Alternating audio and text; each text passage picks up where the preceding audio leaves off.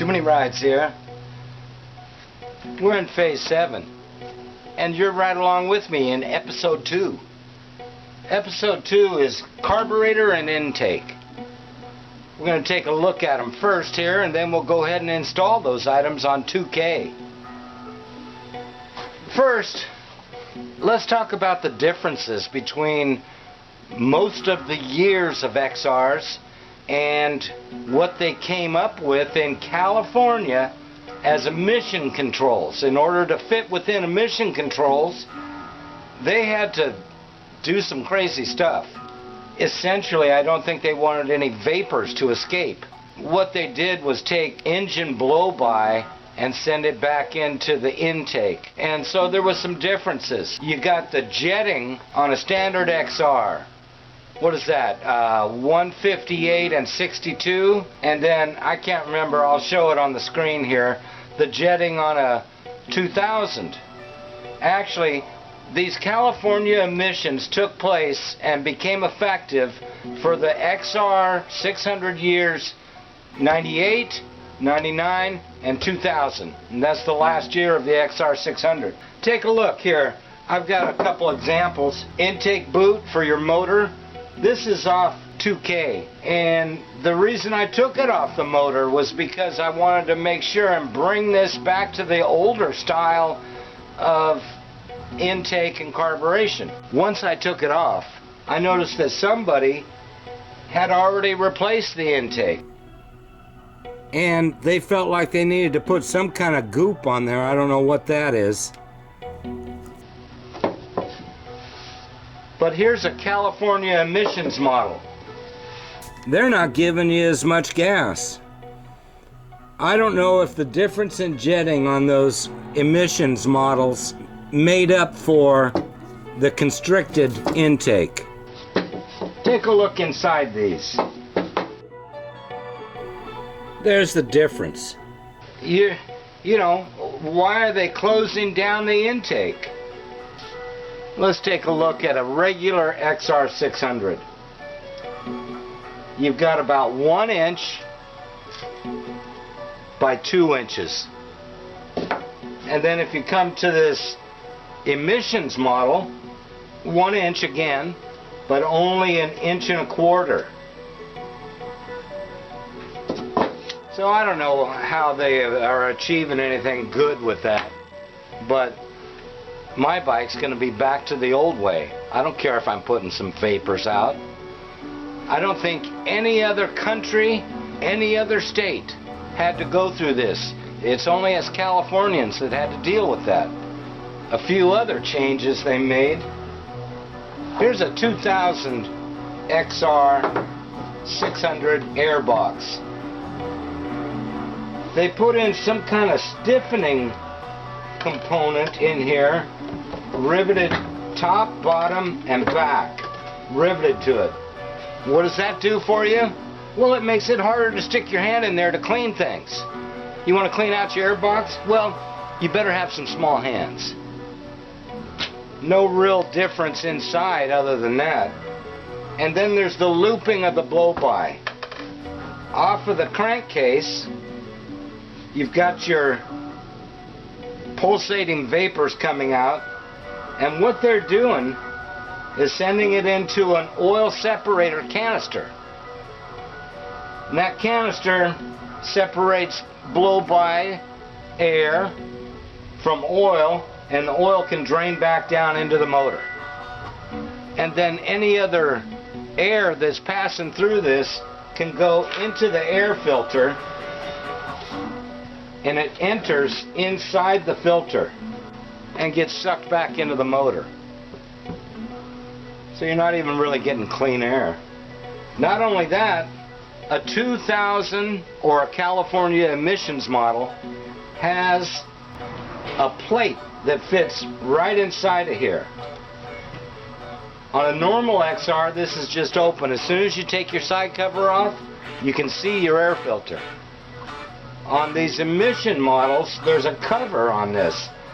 Fits inside, so you can still install your side cover, which seals up in the groove here, and I don't know what that does. Close this off, maybe keep it more airtight. I don't know. This is compared to a regular XR. There's no interference about sticking your hand in here with a strengthening bar or whatever that is. They don't have a cover on here that goes underneath your side cover. They're not sending anything back into the air intake. They both have a way of taking air pulses and letting them come out the bottom with a duckbill one-way valve. This one's a little messed up. It doesn't want to stay shut, so we'll be replacing that. We're using the old, this is actually off of the old decommissioned 1991. We'll be using that. The intake boot is still the same. So take a look inside the old 1991. Fairly uncomplicated.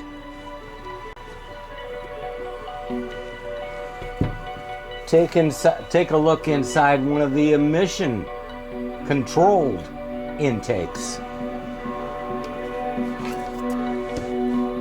Well, that's more complicated, isn't it? It's got some kind of strong bar in there. Just makes it harder to put your air filter in and to clean up inside there. This was a good duckbill, but I had it sitting on something. I had it sitting on it, and I've kind of smashed it. I don't have any of these.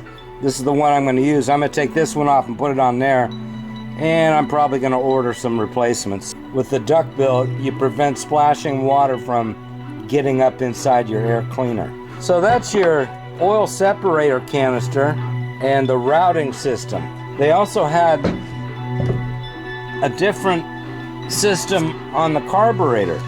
Carburetors are the same, different jetting. I can't remember about the needle position.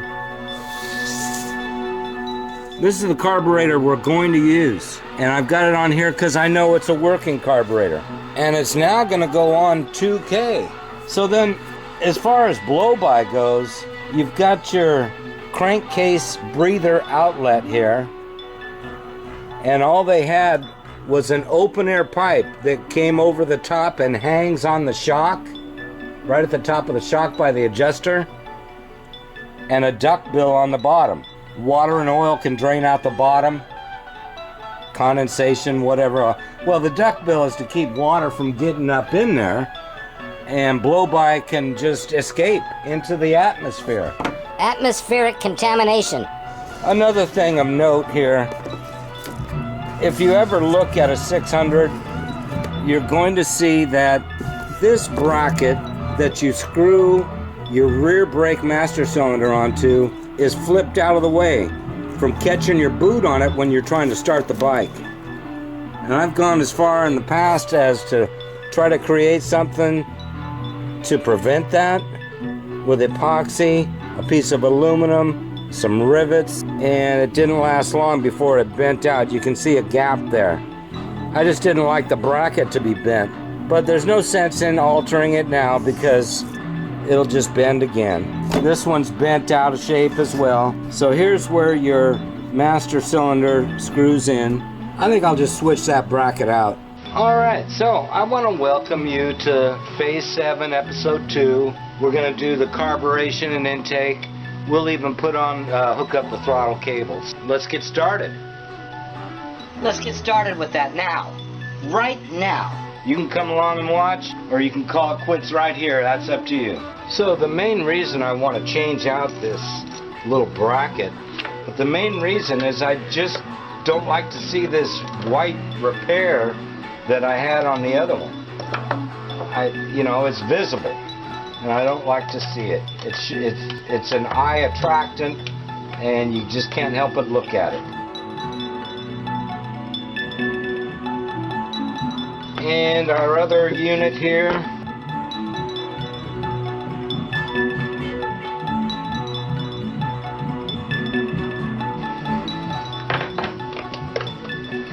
Okay, so our other unit, actually, Looks like it was broken, and that must be why I fixed it. Here you go with 2000. I can see a bend in it right there, so we'll straighten that out. And this loop is bent as well. Let's see what we can do about that. I certainly don't want to put things on if they're jacked up. Okay, so it didn't take much to straighten that out. Now we have a true surface here.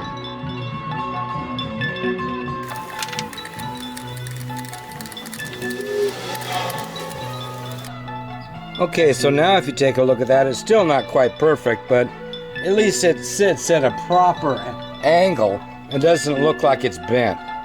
Doesn't look so bad. It's been refurbished. Okay, you heard me right. It's phase 7. We're in episode 1 of phase 7. That's going to be the machine's intake. We'll start off here with the intake boot. We've got the boot, got some new stainless washers, stainless bolts, and we have some magic lube. It's magic, no doubt. We're going to use this to assure a good seal on this new O-ring. I'm sure it's not a necessity by any means. However, we're going to use it. It's chemical resistant, waterproof, it's 4 O-rings, and it's going to help me to make a really good seal here. Help the O-ring to stay in place while I mount this thing. It's heat resistant too, up to 425 degrees Fahrenheit.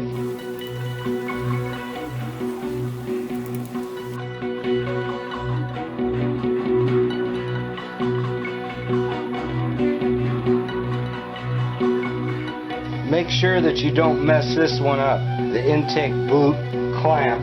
Most people would use a hose clamp here, but they're wider than the groove and it mushrooms out your rubber here. You want to get the right width band on here. Okay, here we go with this. I don't really like these little teeny clamps. I don't really like them. But here we go again, we're going to deal with them. And the reason I don't like them is because when you squeeze them here, that doesn't necessarily mean they're going to come right off. You really got to fight with them.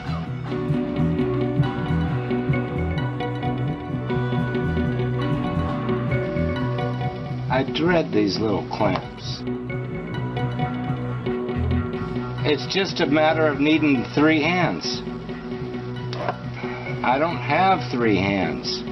2 hands to spread this thing, and then another hand to try to slide it off of there.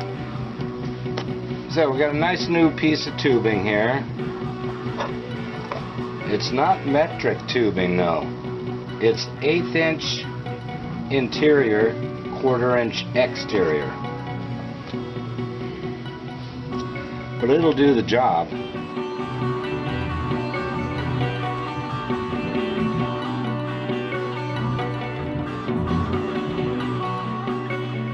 With a slight amount of magic lube. Magic lube is a PTFE-based non-melting, non-toxic formula that is waterproof for use in both wet and dry environments. A wide temperature range of 0 to 425 Fahrenheit makes Magic Lube ideal for use under the most adverse conditions. Magic Lube has been USDA H1 rated and environmentally safe and corrosion free. So it's waterproof, chemical resistant, prevents rust, it's got a wide temperature range. Everything about it is out of sight. And I just want to smooth things out a little bit here, make life easier.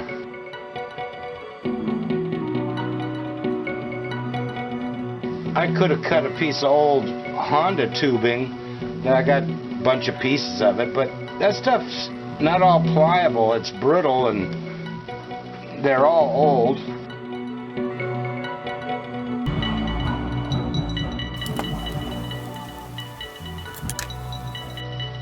Well, now you can see why I don't like these clamps. They're just hard to deal with. Okay, there we go. I wanted to squeeze it on a little further, but that'll do fine. This tab here should be straight normally, about like that. Gets bent real easy. Those new carburetors you can buy on eBay, their tubing isn't as good as Honda's, and you'll get it out of the box and it's kinked over completely in places like this one here. So a lot of times you got to replace it right off the bat.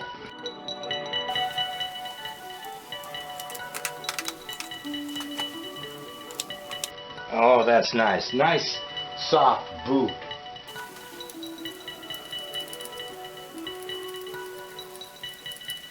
Those boots are 44 bucks. Alright, so how do you put an airbox in? I spent a long time trying to get it out through there. They don't come out there.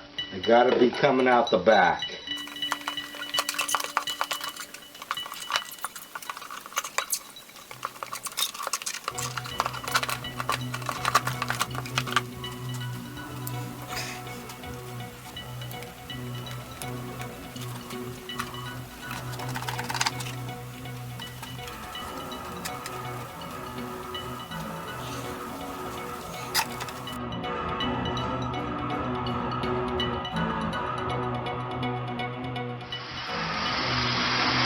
So I'm going to heat it up and then shove the rectifier in there with a little shim to hold this down until it cools.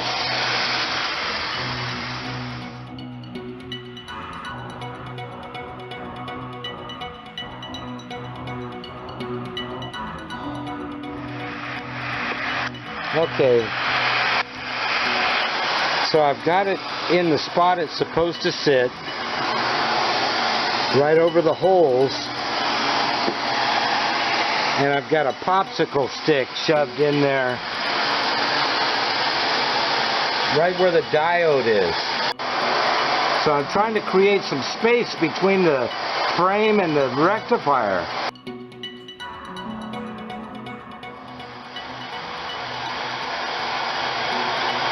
And then after that cools, I can take the popsicle stick out and remount the rectifier. I've already got the airbox drawn up all the way to the top. So hopefully that's going to give me the clearance I wanted. Okay, so heating up the box and putting that in there. I left it overnight, but I only needed to leave it for a short time for it to cool. And it's certainly given me some clearance. The piece of paper is rubbing on the diodes on the top of this rectifier, but there's clearance right there at the frame. You can see light through it. We're no longer touching, just barely. That is just the tightest squeeze right there.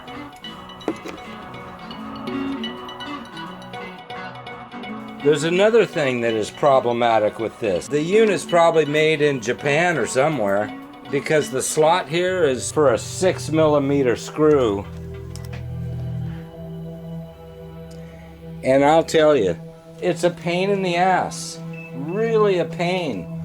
Especially with the different curvatures inside the box. To get a wrench on that.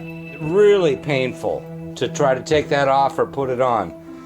So next, I've got a little bit of modification due here. So what I'm looking to do is to be able to put the rectifier on without having to get a wrench up inside the airbox. But I have something that's going to solve this real good. This is called a closet bolt. Problem is, it's 1/4 inch, and it doesn't fit where a 6mm threaded bolt goes through. What are we gonna do? We're gonna make this whole thing easier to put on there.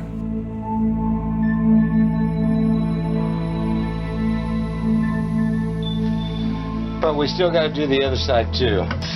Alright, so that makes short work of it. The closet bolts will fit through now, but they're too long. So now we gotta deal with that. I need to take off some of the edge here. It's not flat underneath where it's gotta sit. There's a protrusion in the way inside the box. These are too long.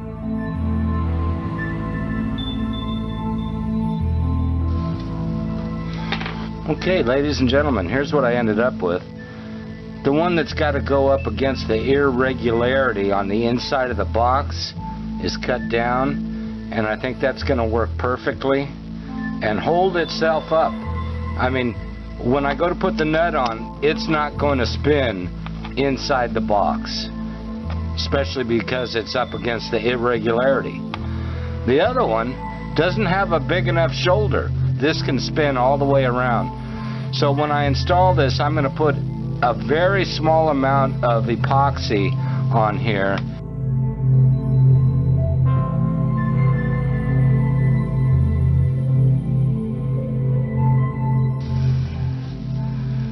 Won't take long to set up. It's not easy to even get your hand up in here. When it was longer, I could do it, but now it's becoming physically impossible, you might say.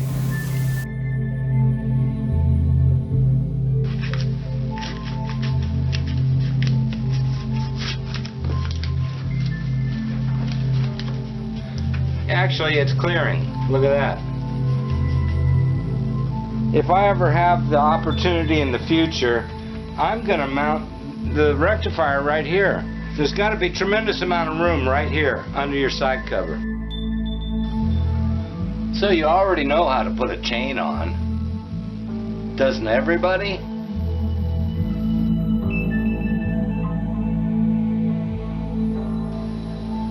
And I don't use an O-ring chain on the dirt.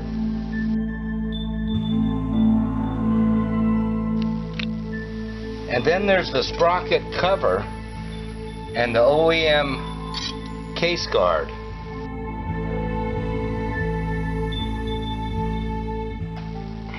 When I look at these videos and watch myself tighten these things, it looks like I'm over tightening them, but I'm not.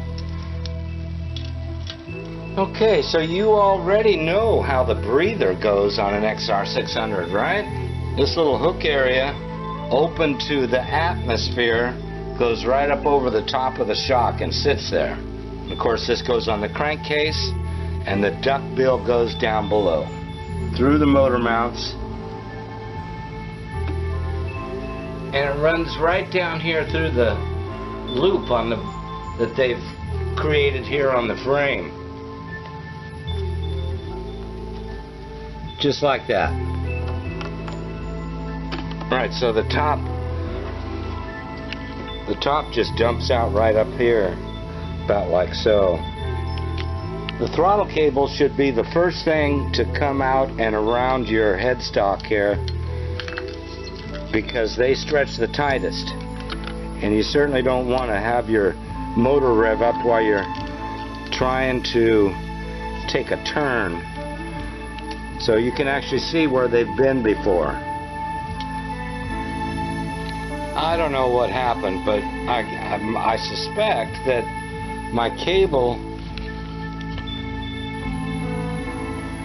the draw cable, must have got damaged somehow.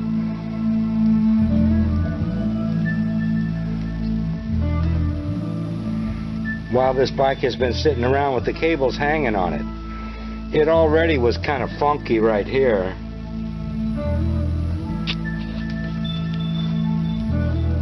But I think that that's what my problem was. That particular area doesn't want to travel through there very easily. But what I did is I took the original throttle from 2K and I robbed the draw cable off it. So now we're snapping. And it's all lubed up. And that's, I didn't get very far today because of that hang up. But I can show you.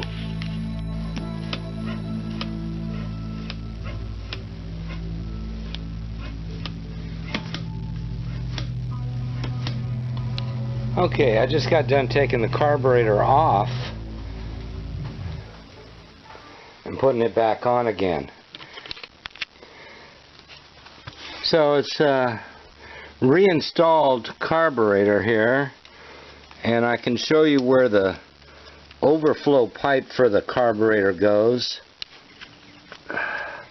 Between the swing arm and the motor, and then it secures right in that spot there.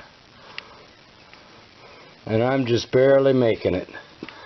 Someday that tube's gonna, normally it'll hang down further than that, but well, that'll certainly do for now if it stays there. I really didn't like taking the carburetor off. I had it all mounted on. I didn't like that at all. I just didn't appreciate having to do that. I had other plans, other things I wanted to do.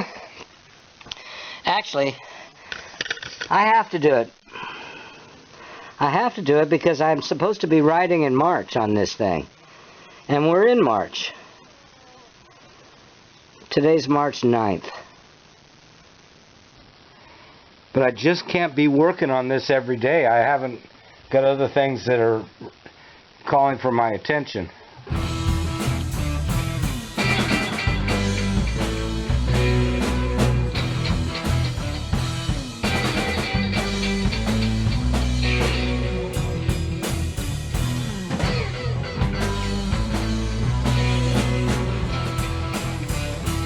And if it comes off of the pegs, it'll still be hanging. Okay?